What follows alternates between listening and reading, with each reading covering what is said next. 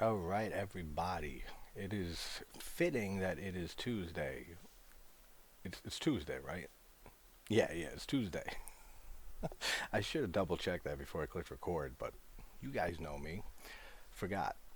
So, so Tubi has this movie on, which is one I've wanted to do for a little bit now. The Canadian horror film Cube from 97. I always get it confused. 99, 97. I always forget which year. 97. Now this gets like thrown in with like the Saw movies and Hostel. You see that a decent amount, like online and videos, like movies like Saw and like stuff like that. Like this movie comes up, but this was way ahead of Saw. And believe me, I just finished the series. I adore the Saw franchise. It's one of my favorite franchises in horror. But this is just such a more brilliant film, like than the first Saw. This like is I just love how disorienting this movie is.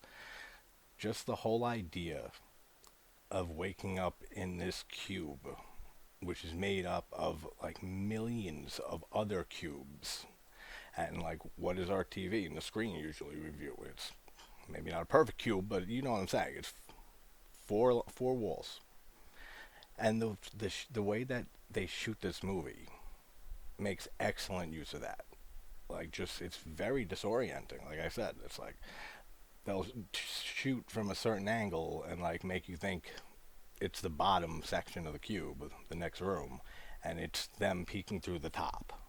And just like the way that they frame like the room sometimes, like it almost feels like three-dimensional almost. Like it's very well done. And that's one thing I adore about this movie. Another thing I love about this movie, ever since it came out, and I saw it. Did I see it when it came out? I was young when I saw this, but I don't know if I was that young. Maybe I saw this like 3, 4 years afterwards. Yeah, because I watched the sequel with it, Hypercube, which is not loved, but I actually have a lot of nostalgia for that movie. So I kind of like Hypercube. Is it a bad movie? Yeah, like for the most part, yes. Like it's much stupider than the original Cube here, than in like every way. It's an interesting trilogy here because I like how this one focuses on the cube, just a regular cube. The next one goes to the hypercube. Then the prequel, Cube Zero, goes back to just like the most basic form of this. And the whole idea that this is ran by like some type of secret organization or the government, like I believe that type of shit. Like absolutely.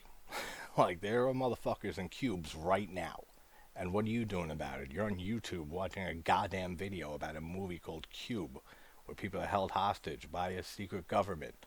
That definitely possibly is happening. And there's people in cubes in that imaginary land right now.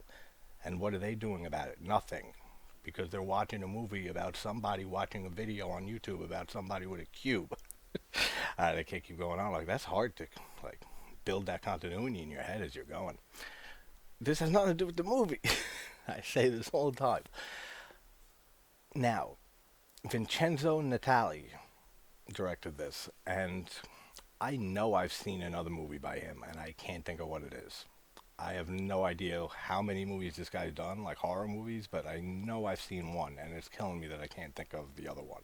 Because he didn't have anything, well, I don't want to say anything. I don't know if he was a producer on Hypercube or Cube Zero, but he didn't direct any of the other ones. But let's talk about Cube from 97, which I think this is just such a fun movie, and Levin is adorable in this. Like, I thought so when I first saw the movie. I always thought she was so cute, like with her dorky little glasses and stuff.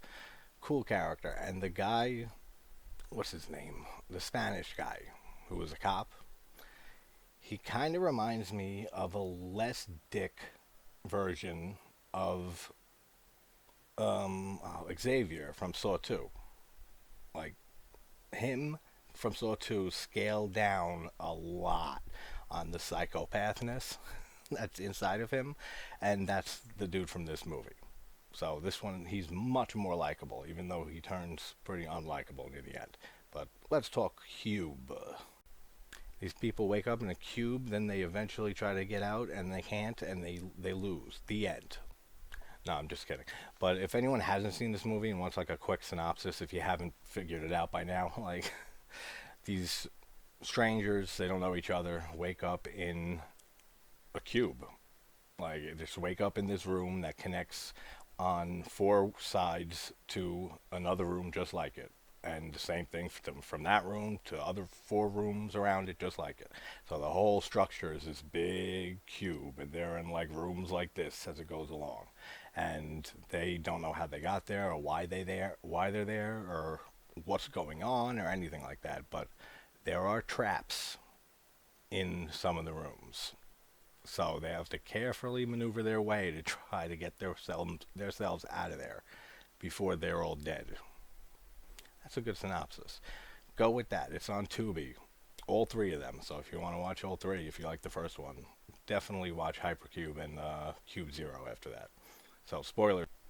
See, like, I love in the intro scene how the bald dude, he's going through the doors and stuff into another room, and I love how all the different rooms are different colors. Like, there's some like nice giallo type lighting in this movie, like with like the red rooms, the green rooms, and then there's like some yellow ones, some really bright white ones. Like, I like that. Like, I remember that's missing from, if I recall correctly, from Cube Zero, from the prequel, which makes sense because that was like the first incarnation of the cube. But I really like how it looks in this one, especially compared to Hypercube. Like, it's just like bright white rooms everywhere. It doesn't work for me as well as this. But like, already, like the camera work and stuff that he uses to just like, we get a shot of him opening the door and sticking his head in, and it's shot from like below. So it's like, is he looking sideways and stuff? And you know which way he's looking. But it just throws you off a little bit, and I really like that. And then when he finally gets into that room, and that wired mesh comes down and just chops his body into, ironically, cubes, like cubes of skin and bone or whatever, and he just falls apart, it looks really good. Like, the effects look really good there. And then I like how, like, the grid comes back, like the cube grid that chopped him up, and then it just, like, folds in on itself and goes back up. Really, really cool stuff. Like, I love that opening. So now they all start meeting each other, the people stuck in this cube, and I don't remember really any of their names except for Levin. But then one of them, I believe she's a doctor. The actress who portrays this character overacts so much in this movie, like so much. Like, it's cringeworthy sometimes. Like, that's one thing I'll say, like, negatively about this movie. The acting's not great from anyone really, but it's good. Like, you can deal with it, like, totally. Like, and some of it's like pretty good at times. But man, does she, in particular, she just overacts like crazy in this, and it always annoys me, like every single time. There's a character like this in Hypercube in the next one that does the same thing for me. So I don't know what it is with this series. Like, right in this scene here, when the Spanish dude, the cop, is telling the doctor, I remember their professions for some reason. I don't remember their names, but tells her that, like, you can't just go room to room. We have to be careful. There's traps. And she means, what do you mean traps? She's like, booby traps. Like, I looked in one room, almost got my head taken off. And Levin, like, acts like shocked, like, as she should. Like, and then she goes like, holy cats. Oh, holy cats.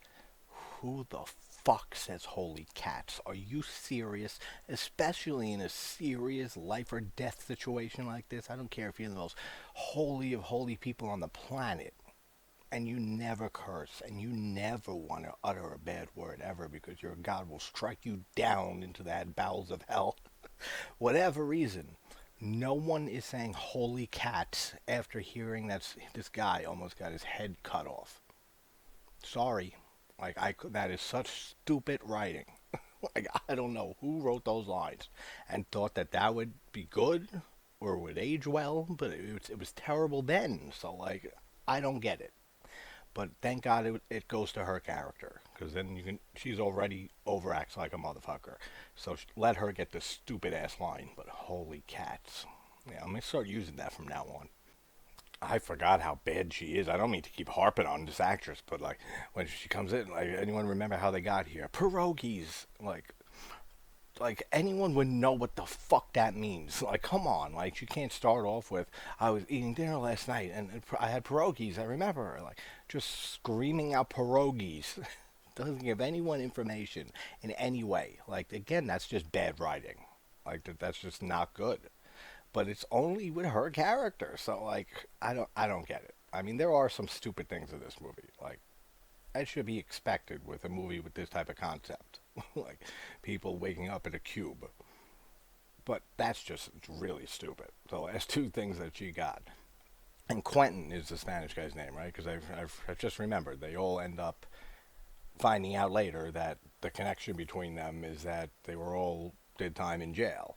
And that he was at San Quentin, and so he has it, and they have it on their shirts that they're wearing too. So I totally forgot that. And then the guy Ren is like some famous like guy who's broken out of like 7, 8 prisons or 6 or 7 prisons, and Quentin says to him, he says like, "You broke out of 6 prisons." He says, "No, 7." Like, like they forgot or never knew about one of them. That's funny. I like this old guy who plays Ren. He's not around long, but I know I've seen him in something else before. At least one thing else, if not more. But because he looks so familiar. If anybody knows like other shit he's been in, let me know because he definitely looks familiar and always has. So I had to have seen him in something else. And Holloway is the stupid overactor. That's her name. Like the little conversation there between Quentin and Levin when Levin starts freaking out crying and stuff and like he's saying like I'm a cop, like don't worry, I'll get us out of here and stuff. I love all that. And they both act great. Like there's great acting there. Like she really seems scared. As she should. And he really seems like confident that that he's making her feel better. Like even if he doesn't think that they're gonna get out of there. I like that whole scene. Like good distraction from Holloway, so we don't have to hear from her for a while. I like how they're looking at the numbers, like in between rooms, and I like how we find out later that Levin comes to the conclusion that it's their prime numbers, and if they're prime numbers, then it's trapped, and if they're not prime, then you're safe. Even though it turns out to not really be the like not the correct way of figuring it out. Like, then she's not totally right. So, but I like that it's there anyway. Like, and it makes sense. Like up until then, and that's the to the point that like she's almost a genius. That like she remembers all those 9 numbers from each room number for like several rooms that they've gone through already. So a lot of numbers to be remembering. And she remembers all of them like perfectly and is able to just do in her head that they're prime or not. Smart girl. And then there could be 566 million plus rooms in this thing. Dude, right then and there, I piss my pants and vomit simultaneously. Like, are you serious? Preferably on Holloway. Are you kidding me? 566 million rooms could be in this structure that you're in. And you have to get to the one cube that lets you out of there. Are you serious? I would flip out. Like, I'd faint, probably. I've never fainted in my fucking life. I'd probably faint. Like, from taking in all that. It's kind of like The Thing, my favorite movie ever. When the doctor is doing his little computer work. And the simulation and stuff showing the dog cell, like, getting taken over by the organism cell. Then it shows like how long until it takes over the planet, and it's only like it's 27,000 hours. It's like 3 weeks. Not weeks, 3 years. That's scary. Like just thinking like in 3 fucking years, the whole planet is gone. Then what? Like, does the thing just like kick back and just like relax on a beach, and it just says to itself, "All right, good, we took over another planet." Like, and then just like peace out to another planet, or do they like chill and hang out for a bit, Netflix and chill while they're on Earth? Like, what does the thing do after that? Does it have more goals? Does it have dreams it wants to live? Okay, this has nothing to do with Cube, but I don't even remember how I got to the thing from Cube. So we're just gonna move on. Oh, the 566 million rooms. Yeah, the odds. That's insane. Of getting out of there. All right, good. We made it back around from the tangent back to the movie. And I like how this guy Ren, like the expert breaker outer of jails and shit, the escape artist, as someone else calls him, how he's using the boots, and that he knows to suck on the button so that your saliva keeps flowing. After Holloway goes off on her whole little bitch moan thing about, oh, we have 3 days and we're going to start not being able to move because we're going to be dehydrated and blah, blah, blah. If you can't tell, I really don't like the character of Holloway. Like, I really don't like that character in this movie. I don't even remember how she dies, but I'm going to kind of be happy when it happens. As sick as that sounds, I don't care because I'm healthy. So when so when Ren gives his little speech and saying like you better just live like here like and now like and see only what's in front of you and put everything else out of your head, otherwise you're as good as dead and shit. And he's saying that he thinks some of the rooms where he's throwing the boot into to see if it's trapped, some of it might be like biochemical and shit like that, sensors, and that it's not going to pick up a non-living thing. And he gets into that room and he thinks he's good, and then the acid sprays on his face. That looks great. Like his face looks so good. The effects on it, like his whole face is eaten away and shit. Like, and then Holloway's on top of him and like freaking out and shit, like looking at his face. Crazy. Like it looks so good though. I love the effects on that, and I kind of wish this guy lasted longer. Like, don't you feel like if he lasted longer, this might have been a little bit better? This movie, like I feel like get rid of Holloway. This whole video is going to be harping on this. Get rid of her and keep him. Like have her get it in the face, get the load in her face, and then get rid of her, and then have Ren take over. That would have been cool. Having like an escape artist guy, like with the cop, and then they can go like fist to fist later on in the movie or something. I don't. I'm writing the Cube 4 right here and now. So then it's just four of them. It's Worth, and doesn't he die? No, he dies a little later. And Holloway, and they're trying to figure out the whole connection between them, and saying that the guy Ren was an escape artist, that Quentin's a cop, and that there's got to be a reason for that, and that Holloway's a doctor, that she performs some type of function, and then they're saying about Worth, and Worth's just saying it just works, that's it. And Levin has nothing special, like she just goes to school, like has parents, she lives with her parents, hangs out with her friends, like that's all she does. So they're trying to figure out this link between them. This really reminds me of Saw 2.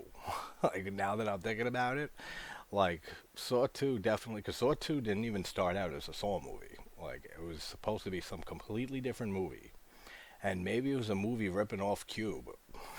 Like that whole like people linked together in that certain way, and then they rewrote Saw into it to make it a sequel, and that's what happened. Like this, that's why it's so similar, because it really reminds me of that. Like especially like what, like I said, with the Quentin, like kind of reminding me of Xavier, but like he's normal here, and like in Saw 2, it's like the same character on ultra steroids. Very similar. So I can see why it gets lumped in with the Saw movies and like torture porn, and you guys know how I hate that fucking phrase, how stupid that is. That means nothing. Like it's just a made up phrase. Just like, well, we get a lot of those, like requel from fucking Scream 5 when it mentions the whole rules for requels. The hell is a requel? Get the hell out of here. They shouldn't even need a name. And legacy sequel, like that too, is stupid. Like, come on. Does anybody else agree? Like that those terms are just made up stupid terms? Like it's so dumb. There's fucking a movie. There's sequels. There's prequels, and there's remakes. That's it. Let's keep it nice and simple. But you can't do that nowadays because everything has something that is sensitive for everybody else. And this has nothing to do with Cube again, but it doesn't matter because it's really annoying, like hearing that type of stuff all the time. It's like, oh God, it's like they just keep it as simple as possible. Like the character we see in a little bit, I forget, but he ties into the prequel, into Cube Zero. I won't spoil how if you haven't seen Cube Zero, but what's his name, Kasabian or Kasabian, something like that. The retarded guy, the mentally challenged dude. Him. I like that character. Like he's a fucking genius. He's like a Rain Man. Like when they finally meet up with him, and then they know that they have Levin's brain and how good she is with numbers. And then they have like the Rain Man dude. Like that's when it seems like they're unstoppable. Like that they can get out of here. Once that team is separated, then they're screwed. So I pledge my vote for 2024 election for Levin and Kasabian, if that's his name, if that is your real name. But for president and vice president of the 2024 U.S. elections, Levin and Kasabian. So now is when she comes up with the whole prime number thing. And like I said, smart fucking chick. Like really smart. She got the I think it's her eyes that make her so cute in this movie. And there are different like differences to all different terms of like attractiveness, like with anything. But there's cute, which is like, oh, that's cute and adorable. Then there's like hot, which is like, that girl's fucking hot. Like I'd fuck that. Like then there's sexy, which is around the closest to hot than all the other ones. Then there's gorgeous. That's more, I think, of just like a. It's not as much as a sexual attraction thing. It's more of just like a recognizing that someone is gorgeous. Same with like beautiful. Like knowing that someone is beautiful. It's like, oh, they're a beautiful person. Those I don't think have like any type of attraction, like a physical attraction attached to them. Sexy and hot, for me, yeah. Like that means like yes, like now. Again, nothing to do with Cube, but for new subscribers, that first of all, thank you for subscribing and getting me past 450. We'll be at 500 soon. That's crazy, man. 9 months, almost 10 months. Last June I started, right? Yeah, last June, and that's exciting. 500 subs, and then I'm closing it down, like I said in my community post. I said that's it. 500 subs. No, thank you to any more. We're gonna have a 500 exclusive members club, and we're not gonna have any of that stupid super chat and join this channel or any of that dumb shit. That I don't know. I think that's disrespectful. Like, and you have people who subscribe to you, and who get you to the numbers you have, and like, most of all, are watching your content. That should be it. Like that should be all you need. That and like from a content creator, like all the amazing friends you make, and like just a little family you become, like with other creators in the community. Besides that, and people watching and actually enjoying your content, that's all you need. Then to like ask people who are already subscribers and have supported you for money, that's fucked up. Like to me, sorry. Like I know there's people who do that all the time. I have friends who have channels who do that all the time, and I get it. That time is money. It is. Like absolutely. And the work that are put into making a channel and maintaining a channel and doing new things and stuff, absolutely. That's why I put just my PayPal address like on in the banner next to all my other social medias and stuff, and I haven't said a word about it until now just because it came up. If someone sees it and wants to help the channel out a little bit, go ahead. That's as far as it goes with me. Like that's why I'm not monetizing when I hit with 1,000. There was never the plan, so like I'm not. Like I don't care about the money. Like I do this for me primarily, and for all of you who thank you so much who watch. Like it means the world to me. That like even if like one person a day that I can get them to think a different thought about a movie or laugh in some way, or that means everything, and that's why I do this. So again, nothing to do with Cube, but that was a nice little that was a nice little bonding session we had just now, right? Did you feel it? I felt it. I felt the heartstrings being tugged on a little bit. Back to where all that started. Levin's eyes, and that she's smart as shit. That's what I think I love about the character. So boom, I took that shit from there, went way back and around and into crazy tangents, and boom, right back on track. Levin, Beauty and Brains. Kazan, that's his name. the retarded dude, Kazan, and who played him? Great job. Like he might be the best performance in this movie. Seriously, like with the whole hand thing. And I'm not making fun. I'm just saying, like, do you imagine doing that, take after take after take, like for all the duration of the movie that he's in? Like he's in most of this movie, going like this nonstop. That's fucking, your wrists should be killing you at the end. Like, just he does a phenomenal performance in this movie. I totally forgot about him, like, until a little bit ago. But he just got here, excellent. Like, he gives such a good performance in this movie. I forget who plays him. I don't know if I've ever seen him before, but man, he kills it as Kazan. So, Levin and Kazan, my vote for the elections, U.S. elections 2024. And he likes the blue rooms. He wants to go, I like the blue room. He doesn't care for the red rooms, which is cool how they incorporate that. Like, that's true in real life. Like, they've done mad studies on that. That being in, or sleeping especially, like in a red room, it can cause you to feel uneasy and like just like anxious and everything. Whilst a blue room, I don't know why I don't have a blue room. Well, there's a lot of blue, I guess, but whatever. Doesn't matter. The blue rooms and like yellow, I think too, maybe a little bit. But like I know especially like a lightish blue, like to a darker blue, or make you feel more like at peace and feel calm. And so like I like that they kind of incorporated that like that actuality. That don't make sense. That actual science, that makes sense, into the movie. Because that's cool how he doesn't like the red rooms. Because I wouldn't either. Like, they look evil as shit. Are you serious? Like, this guy likes the right rooms. That's why I'm voting for Kazan. That's friggin' stupid Holloway. Goes into the red room, and then she's and they're like, oh, gas and shit. And then she's like, oh, no, I'm alright. I just swallowed my button. Come on, man. How? She was standing right there.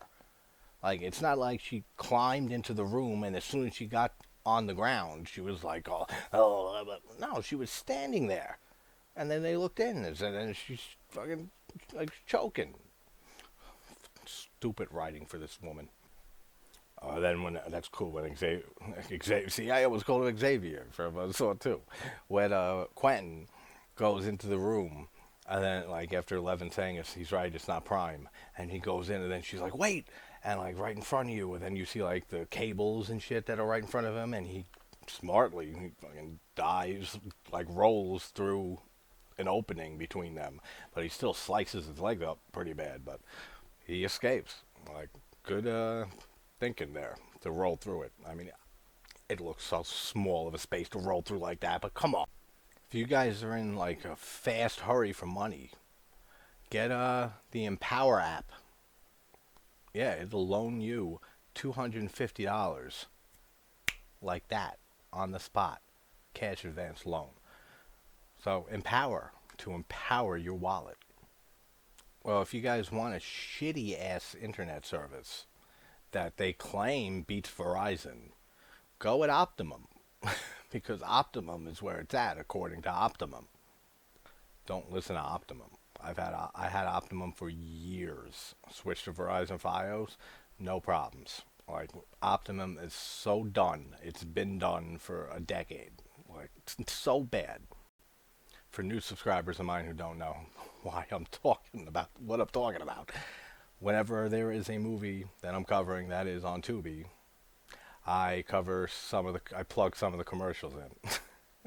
If I gotta suffer through them, then I'm giving you the full experience as well. So that's what I do. I know a few subscribers of mine who look forward to Tubi movies to hear the random commercials. I've been told this. I guess okay, but maybe I'll like edit a whole bunch of those together from past videos because there's a lot of movies I watch on Tubi. Edit them all together and just make a long ass video of just commercial plugs from Tubi. Maybe they'll start sponsoring the channel.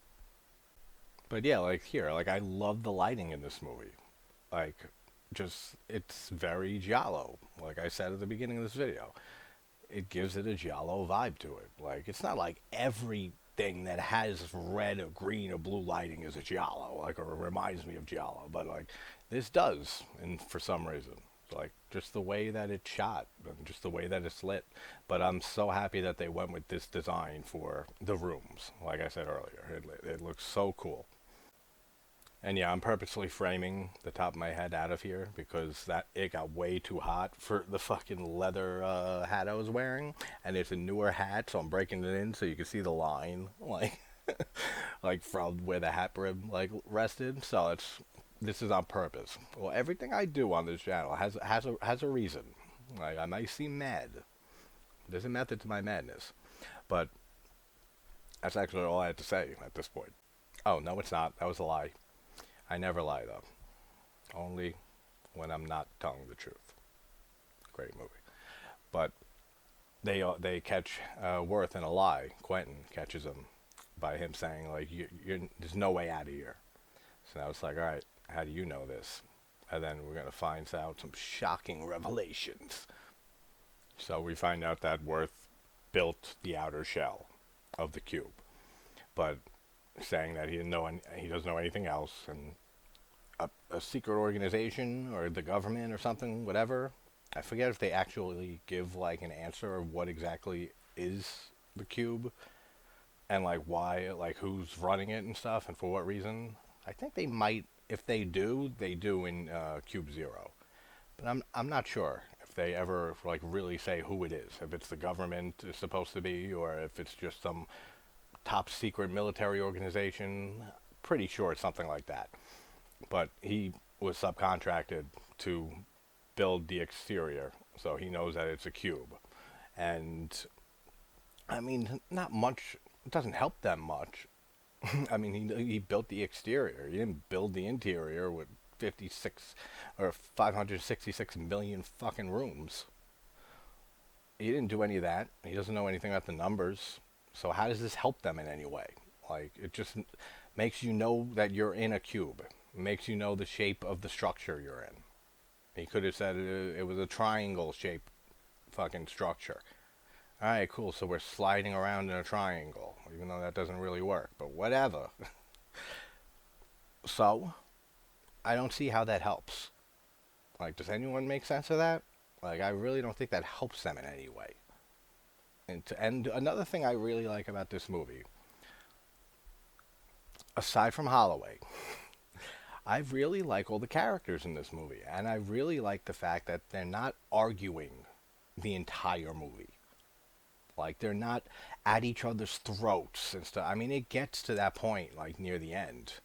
And it sucks that it's the two, it's Quentin that starts going a little nuts and trying to hurt Levin after having such a cute little relationship like throughout this movie and stuff, and like saying that he's going to get her out and take care of her and stuff.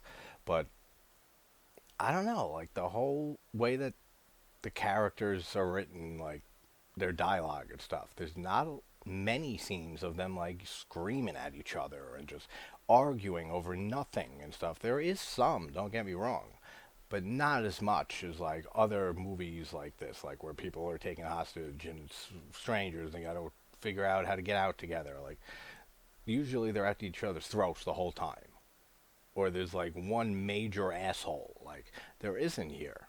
Like they're all like characters you care for, and if putting away the actress's performance and stuff, like Holloway's fine. Besides that, so it's like all these characters that you actually care about. Like it's not like a lot of movies that they're just assholes from the start, and you don't give a shit about any of these people. So it's very good with that too. Like it was well done with the writing of the dialogue for the characters and how they interact, and for most of the portrayals of the characters.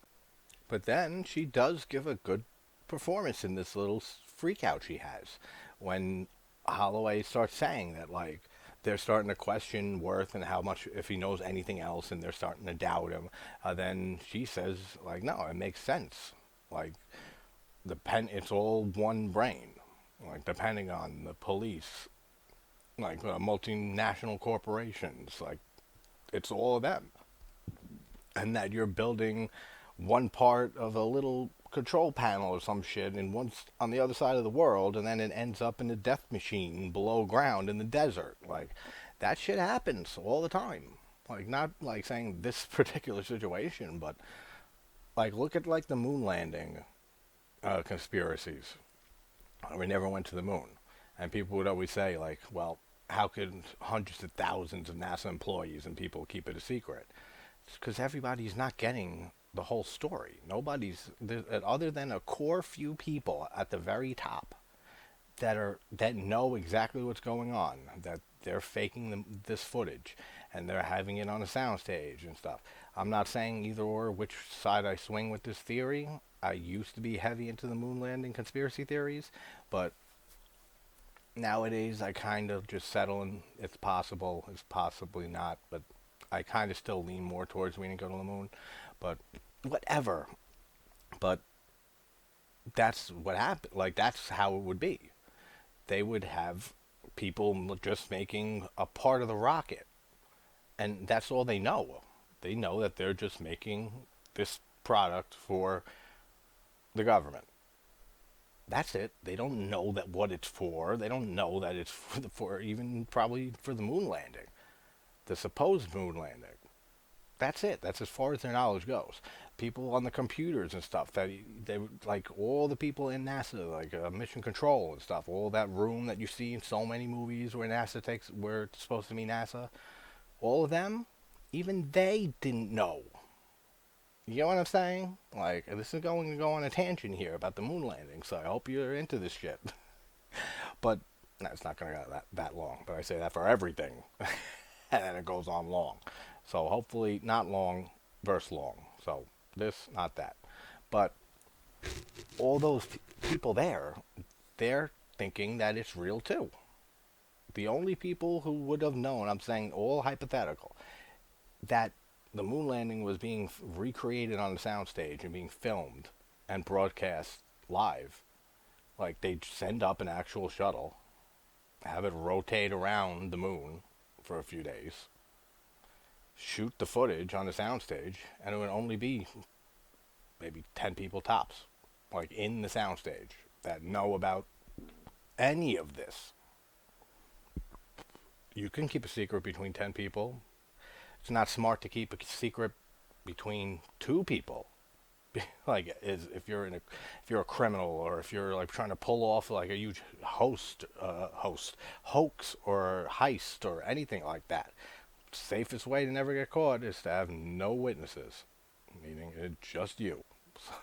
Oh, that's JT's criminal advice for the for the week here.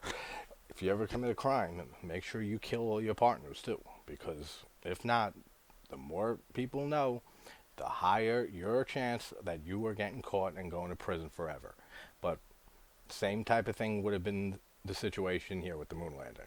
Is that it would have been maybe 10 people tops, maybe even less, in there while they filmed it, and that was it. If you want to hear more on the moon landing, I'll put there's a great documentary on it. I'll put it in the description as a link. But back to the movie. So then they figure out how many rooms actually are in here from his information of the outer shell, and it's like 26 rooms you know, this way, 26 rooms horizontally. So it could be like 17,000 rooms could be in here. 17,000 plus rooms. It's a lot better than 366 fucking million rooms. I guarantee you that.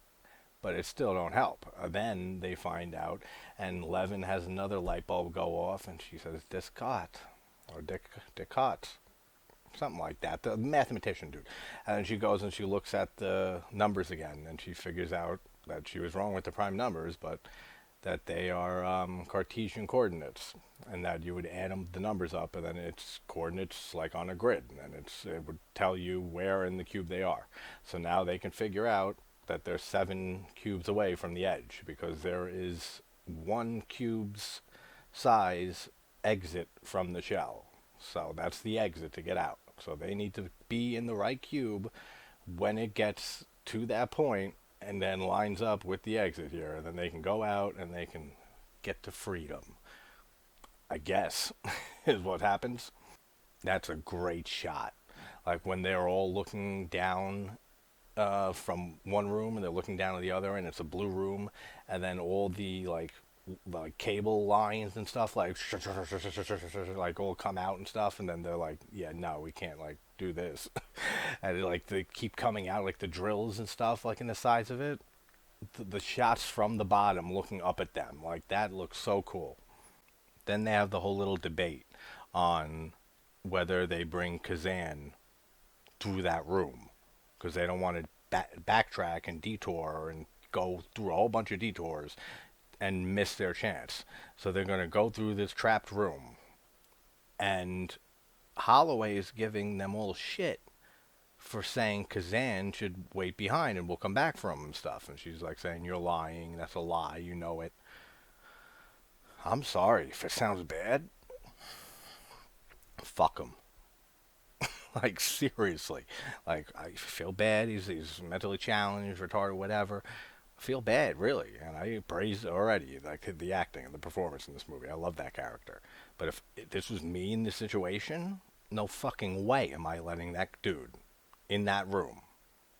Are you serious? With all the noise he makes and screams out and stuff like that? I mean, it's a blue room, so he should be mostly calm, but anything could happen. If anything, I'll make sure like the people I like most are ahead of me, then Holloway, then him. Like that way, maybe I can get across and through the room like before he starts yapping his bird off. I don't know, but maybe I'm a terrible person. I'll take that. Like I'd rather be a terrible person and live through the event than be a great human being with high morals and die and not be able to ever have a fun day again because life is over. Like, no, not happening. Oh yeah, no, Optimum Speed's 2 times better than Verizon. Get out of here.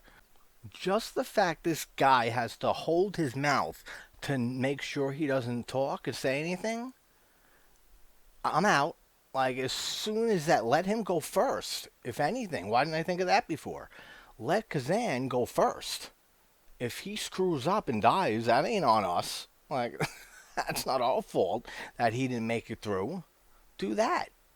So we're not abandoning him. If anything, he's leaving us. And then whatever happens from there, then oh man, god damn it! See, this is why you shouldn't have went. Throw that shit on Holloway, make her feel bad about it, twist the tables right on her.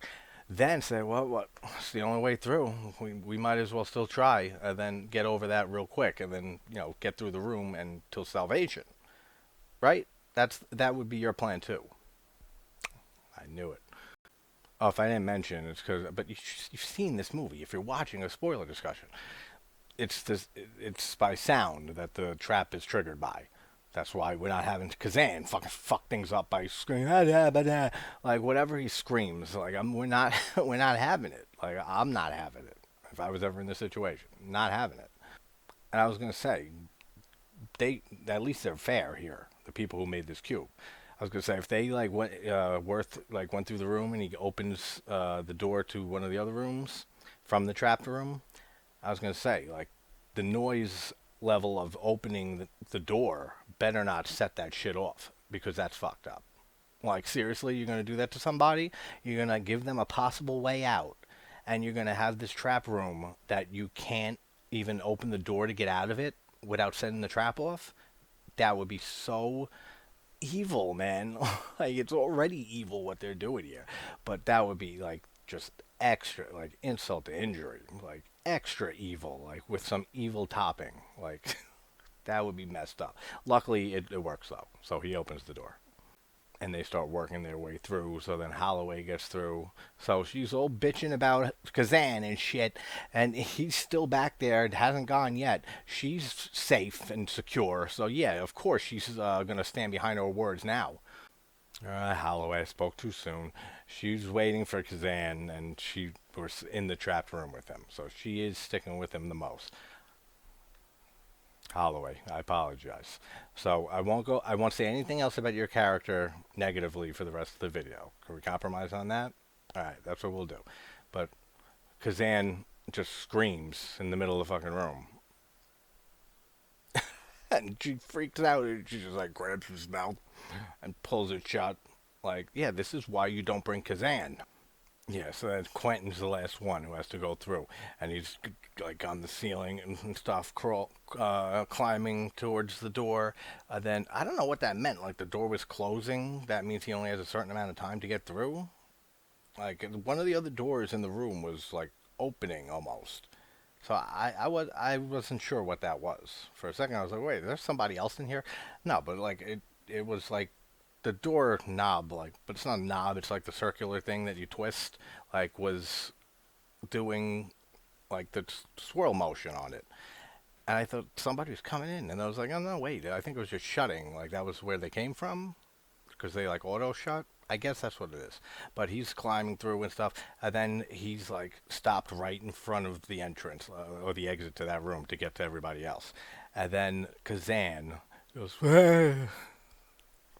quote, direct quote, and he has to like grab the top and just legs first fly in to fucking survive, and then all the traps go off and stuff that are like right behind him getting out, and he flips on Kazan, man, like.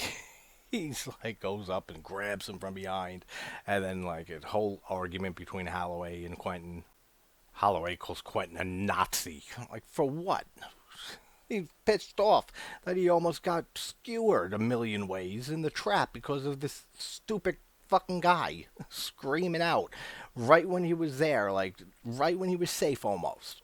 He has the right to be pissed for a minute or two. Like, absolutely. He's a Nazi because of it? Alright. I know I said I wasn't going to say anything negative about her, but fuck her. She's never going to see this video. Man, Holloway puts Quentin in his place, saying like, "Oh, no wonder why your wife left you," because like Quentin was saying that like, "I know you and like I've seen your type before, and that you're all dried up in there, and that's why nobody wants you," and blah blah blah. And then like Levin gets pissed too. She's like, "How dare you say that to her?" And he's like I know her, I do. And then she fires back, and she's like, "Yo, no wonder your wife left you, and like, cause you're all that anger bottled up inside you, and thing for little girls." And he fucking slaps her in the face, and fucking, damn man, like heated argument. Like this is when they start falling in on each other, like for sure. I love the shot of the shell, like when they open the one of the the room doors from the room they're in, and then they have a shot like downwards of the whole structure. Those are really cool shots. Like I really like how that looks. So they want to go swing over from this last cube that they're in to the outer shell. Just that, and they can't see anything over there at all. Nothing to hang on to, like no obvious exits or anything like that. And they want somebody to. They're gonna make a rope out of all their jackets or shirts and stuff like that, and they're gonna have somebody swing over to the other side and see if there's a door possibly. come on, man. Like, are you serious? Who's going over there? Who's agreeing to this? And Quentin was going to do it. Then Levin says, like, you're going to go? Like, you're 500 pounds. Like, it'll snap. Like, I'll go. I'm the lightest. And he's still, with his thing for her, is like, no, not going to happen. And then Holloway says she's going to go. And that now I remember, because now she falls to her death, right? It's hilarious when that happens. The good thing though is if you had to do this, it's like at least you got four people holding this makeshift rope. But I ain't trusting that. Like made out of jackets and shirts and stuff. You guys ever tie a knot in something and then like it comes out? Like that shit happens. I'm not trusting in these people's ability to tie a knot. That it's not going to come out with my weight. Like it's not a chance I'd ever survive this. Oh, that's right. He drops her. Yeah, Quentin drops her, and that it's still hilarious. That's right, because this is when he turns old Xavier from Saw 2. Now, I don't like that. Like, I liked his character, like, in the first half of this movie. Like, he was a decent guy. And like I said, at that point, at some point in the last 15 minutes, that this will be over soon. That I liked all the characters in here, for the most part, and care about them. Like, sometimes at different points in the movie than others, but I care about most of these characters. I liked Quentin's character. Once they start making him like smack Holloway and stuff, and now kill her and stuff, then he goes more nuts and tries killing Levin and stuff. I don't like any of that. Like I feel like they could have done without that. And but this is like yeah, like getting to Xavier levels of of this type of character. Now I don't think we ever find out how long they've been in here, but I would not do good in this situation, like at all. I'd probably just like as soon as I woke up, I'd probably just think I'm dreaming if I woke up like in a cubular room and that was lit up and shit. I'd probably just roll back over and go to sleep and sleep for 2 days and then just die. Like that's probably what would happen to me. But they're in this last room and now they should just wait there. But I don't think they know that it moves yet, right? Yeah, I don't think they know that the boxes are moving. So that's why they don't know that yet. They figure it out like right near the end, like right in the nick of time, like before it gets to that one door that you can get out in the shell. But yeah, the whole thing with them making Quentin into like the bad person at the end here, don't care for it. Just like in Final Destination 3. 3? Yeah, 3. With McKinley, when I was just covering that series. How they make him, I like that character, like early in the movie. And then after his girlfriend dies, then he becomes like the secondary bad guy next to Death in that movie. I don't like that at all. So, I don't know. I've been getting that a lot lately. Like movies with a character I like, then taking a wrong turn somewhere. If you're looking for a new car this season, go out and try Mazda. Only 249 a month. But yeah, since I would be terrible and dead in this situation, totally forgot about food and water being a thing. Like that's what I was saying. I'm not sure how long they've been in here. It seems like this is all happening in real time, kind of. Like, but I mean, it has to because it's a movie. Like, it's got to be like 90 minutes. I'm gonna guess they've been in here maybe like 2 days or so because Holloway says like, and I'm pretty sure you can go a few more days than this. With 3 days without water and food, then they wouldn't be able to move. I've known people, like I've seen people go like 4 or 5 days without eating or sleeping or drinking and still be able to move. Maybe that's rare, but I've seen it, so it can happen. But they're getting weaker and weaker here. So I'm gonna guess like at least 2 days they've been here. Maybe like this is like well into the second day because they're starting to get like groggy and stuff like that. So that's what I'm thinking. I don't know. I don't know if they say in any of these movies how long the subjects are in there for. Again, in the prequel in Cube Zero, they might go into it because a lot of that movie is from. Well, I don't want to spoil it if people haven't seen it. So yeah, but people who have, you know what I mean. Like you get to see more. I guess is the best way to put it. Spoiler free. And then Quentin proceeds to beat the living shit out of worth with the boot. I like how they goes into the next room while he's before after he's getting his ass kicked, and then he's laughing hysterically, and we find out that they've been going in circles. They find the body of Ren from earlier, the escape artist, with his face melted from the acid. They find him again, and man, they start freaking out. But damn, man, that has to be some mind fuck. Being in here for like, even if it's not 2 days, like I'm guessing, even if it's just a day, going through all this with all this on your mind of what's going on and that you're gonna die most likely, and then you get back to right where you were, like Blair Witch Project, finding the campsite again type shit. That's got to be so disorienting, which works so well, like I said, with the way this film is shot and with just the cubed rooms and all of that. Awesome. Like, I really love this movie. Every time I watch it for again, I adore it more than the last time. So I'm interested to rewatch Hypercube and Cube Zero, like soon for sure. And then Quentin like breaks down a bit, and Kazan is petting his head like this. That is so hilarious, man. And this is pretty much when they get the revelation that the rooms are moving, and that if I'm pretty sure, like if they stayed in the same room they woke up in and just stayed there the whole time, it would have went around and they would have been able to get out. It's a cool revelation, cool little twist. And Levin starts checking the number out again, and she's like this is like how I knew like where we were in the structure, but like how do you mark position that's moving all the time, and that she starts like saying permutations, and that it would be able to show like where the starting position, like how many times it moves, like when it gets back, and then she figures out and says, "I know where the exit is." And Quentin's the first one. He's like, "Yeah, where it at?" Like, and she says, like, "Stay away from me," because they already figured out. I don't know how they didn't know immediately that he dropped Holloway and killed her. Like, come on, how do you not know that? Like, you didn't hear any of the struggle, or like you didn't hear any of that, like none of that.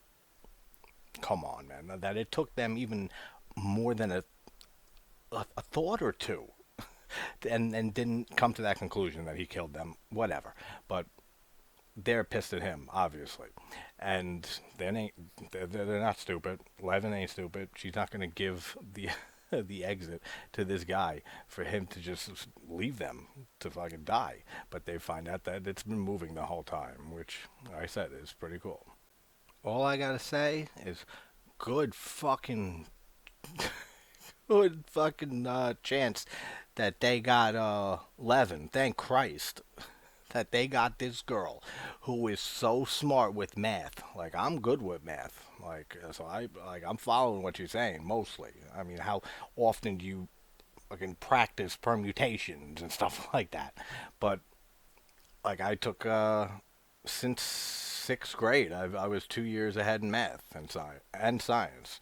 I took eighth grade math in the second half of sixth grade, and then I was just 2 years ahead like every year. I took calculus in 10th grade. I don't remember calculus. That's just stupid. Like, stupid. Like, unless you're going to be like an engineer or some shit, you don't need that. But thank Christ that they got Levin, because if they didn't have someone who was great at math and like in college right now and like probably learning a lot of this or just learned it, they would have been screwed. So she figures out that they have two more rotations in the room that they're in before it returns to its original position. So they got to get to the room that's called the bridge, that is the bridge to the outside of, to the exterior shell and out. So they have whatever amount of time, she doesn't know exactly how much time, but two rotations. They got to get to that original room. And then we get Kazan to the rescue, man.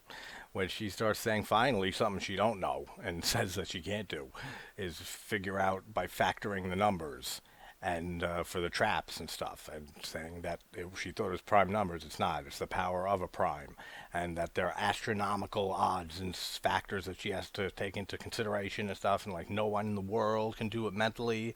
And she lists an example And then Kazan comes in. Two, two. I love that in this whole movie. I love his character. Like I said, and I love how he's just a genius. Like he's like a Rain Man. He could factor all these numbers right in his head instantly. So that's why they always say never judge a person by their cover. They say it about books. I'm saying about fucking people, man.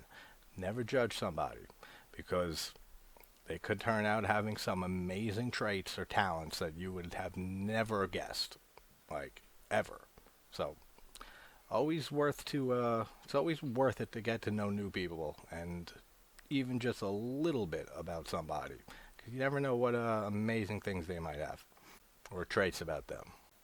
And yeah, now that they test it by throwing Worth through the room, yeah, now Kazan is Quentin's man. Like he goes, Kazan, my man. Yeah, because he's right, and he's gonna get your ass out of there. Two, two, three. And then Worth is like, I'm not having this crazy guy following us, and fucking holds the door up and like on his neck, on Quentin's neck. And then while they check, Kazan and Levin check the next room and it's clear, then they just leave him behind. And he starts following them through the rooms, but he ain't gonna get far because he's an idiot. Compared to Levin and Kazan, especially, are you serious? He has no chance without these people. Two, four, three. And just like that, Kazan's gone, baby. He just doesn't get out of the room. And Levin and Worth are in the original room here, and they're just like freaking out and hearing Kazan wailing in the distance. And to make it worse, it's a red room. Oh, poor Kazan, he's freaking in there. I would be too, red room. I don't like red rooms. And this is how they find out that if they stayed in the original room, they would have came right back and got out. So I guess this whole thing is a test at human nature, and that you wake up in a place, you're gonna try to find a way out and leave the original place. My plan, see what I said, but maybe I wouldn't have died. See what I said earlier when I said I would have thought it was a dream and just rolled over and went back to sleep for 2 days. If this has been around 2 days, like I'm guessing, then I would have woke up right when it was coming back. And it would have worked out fine. I would have got up. Wait, this was real shit.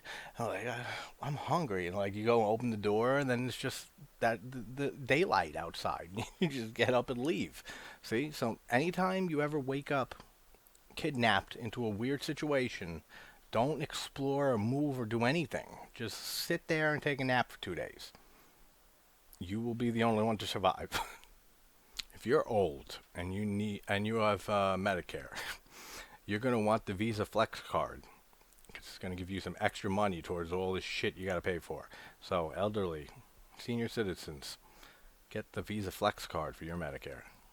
If you're a safe driver and you don't get into accidents, you're going to want to like set up a meeting with that annoying ass progressive woman because you could save money if you're a safe driver. Drive safe, drink responsibly, drive drinking responsibly. And it's a cool way for Levin to figure that out, too. That if they stayed in the same room. Because she cuts her foot on a piece of glass from her glasses when they broke at the beginning of the movie. And she pulled the glass out and she had a flashback to that. So she said, oh, this is the same room. Cool little way to bring that reveal out. Is it just me or I feel like the rooms are rotating a lot more often, like in the last 20, 30 minutes of this movie than the rest of it. Like the beginning of it. Like it seems like they're moving faster just for the conclusion to the plot. Like that's how it seems. Like you don't see the camera shaking and the earthquake type thingies this often throughout the movie. So I mean I get it. It's just a small nitpick. And Kazan, Worth and Levin get into the last red room and they open the door and it's just bright white light shining out and he decides Worth to sit down and Levin joins them and starts saying, what's the matter? Like, are you serious? Get the fuck out there. Like, get out of this structure now. Like, with how often and more often the things are rotating, who knows how long you got in there. You can have 60 seconds. Get your ass through there, then start like having a mental breakdown or fucking existential crisis, whatever he wants to have. And I hate that 11 dies here. Like, this sucks, man. And like, you just see the pole come through her chest, and it's Quentin, and he's holding, and they don't have anything to do with prison, right? Like, there's no connection between them. I was thinking of something else. I'm thinking of Saw 2. See how these two movies are so similar to me for some reason, even though I don't think they're similar at all. Like, I don't know why I was thinking that. Whatever. It's because of this dude. It's because of Quentin. He reminds me of Xavier. But he comes in, he stabs her through, like, with some pole. Like, where did he get this? Like, isn't there nothing in these rooms? Isn't there? They're just empty rooms.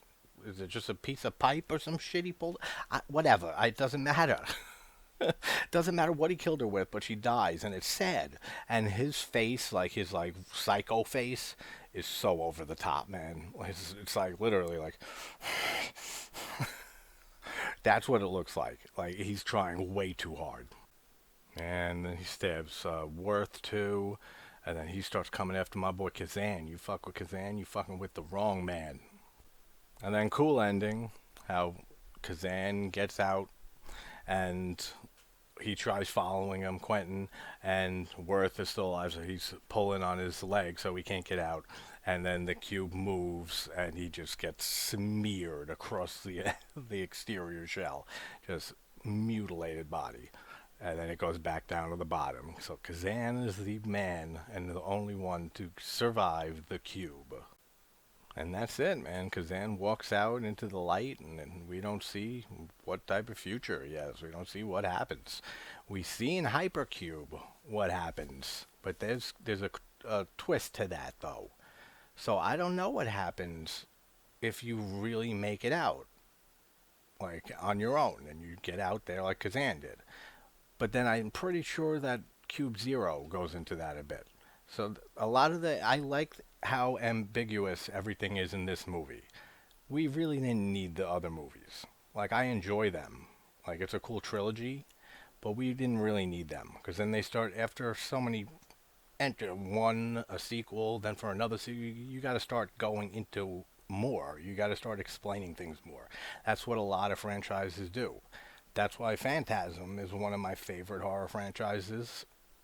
It doesn't hold your hand for anything, and it doesn't, like, there's no entry where you get a whole bunch of explanations. Like, there are still questions upon questions upon questions throughout every one of the five Phantasm movies. Like, oh, I love Phantasm. I gotta finish that series this month. That's part of my cleanup. So I got Halloween to finish up with Rob Zombie's Halloween, and H2, which I love. Fuck you. It is great, and that rhymed a little bit ago. And 2018 in Kills ends, I talked about on end, like when the movie came out. So I am not revisiting that movie. And what else do we have? Nightmare. We have Wes Craven's New Nightmare and the reboot that is atrocious. To wrap up the Elm Street series, we have Saw is done, Final Destination's done. That's good. I feel like there's one more thing I'm forgetting. Oh, Argento's Four Flies on Grey Velvet. I gotta finally circle back to that one. And I'll probably watch Dark Glasses, like, right after that, so like his newest one, so I'll have those two out, like, on the same day. And Puppet Master. We only have 3 left, guys. 3 left. We have The Littlest Reich. Then we have a Blade spinoff, like Blade something something. Yeah, that's descriptive. And then we have a spinoff with Dr. Death. It's called Dr. Death, as you would imagine. So that's it. We're done. So we haven't had a good one since like 6 movies ago, maybe. Like, the last good one for me is Demonic Toys, Puppet Master vs. Demonic Toys. And that's also because you have half of it is made up of demonic toys. But that's fun with Corey Feldman. That's the last one I really enjoyed, and that was 2004. So, I mean, fucking almost 20 years ago. Ah, I'd be so happy to get that one done with. At 4 o'clock today is the first JT's mystery horror film spoiler discussion live, where I just pick a random movie, horror movie, and I will be streaming live like I do with my normal videos. Just us watch the movie and discuss it, except that no one will know what movie it is until somebody guesses it in the chat, in the stream after I've gone live, and I will give little hints and stuff as we get closer to somebody guessing it. And then if you've seen the movie, stay and hang out and discuss it with me. If you haven't seen the movie, you can either watch along and discuss it as you're watching, or come back after you've seen it and comment. So that's coming up. Wednesday at 2 p.m. is me and my boy Dave from Savage Zombie Reviews, which if you're not subscribed to him, please go and subscribe. He's such a great guy. He's one of my best friends that I've met through this whole YouTube thing. He's a Brit, so bear with it, but I love you, man. But yeah, go to Savage Zombie Reviews and definitely subscribe. He has such great reviews. I love seeing every time a new one's up. I click right on it. But we are going to be watching, and for the next 2 Wednesdays after this Wednesday, we are going to be watching each one of the Basket Case trilogy. Now, he's never seen Basket Case, so this is going to be fun. Watching Basket Case with my boy for the first time, him seeing it. It's always fun to do watch parties and stuff like that with someone who's never seen a movie. So much more enjoyable seeing their reactions and stuff. And so we get this 3 times. This Wednesday at 2 for Basket Case. Next Wednesday at 2, probably same time each week for Basket Case 2, and then Basket Case 3. Which, if you've seen all three, you know that they are some of the most insane sequels to a horror movie, like in the horror genre. They are such insane films, and God, I love them. So I don't know what I'm gonna do next year because I got that stream at 4 for the mystery one, so I can squeeze another video out. But I'm thinking either a Fulci film or just Hypercube. So whatever one comes next, you'll see it and you'll know. So wherever you guys are from, hope you're having a good morning, afternoon, or night, and I hope to see you guys in some of the streams coming up, and we'll talk to you soon. Take care, everybody.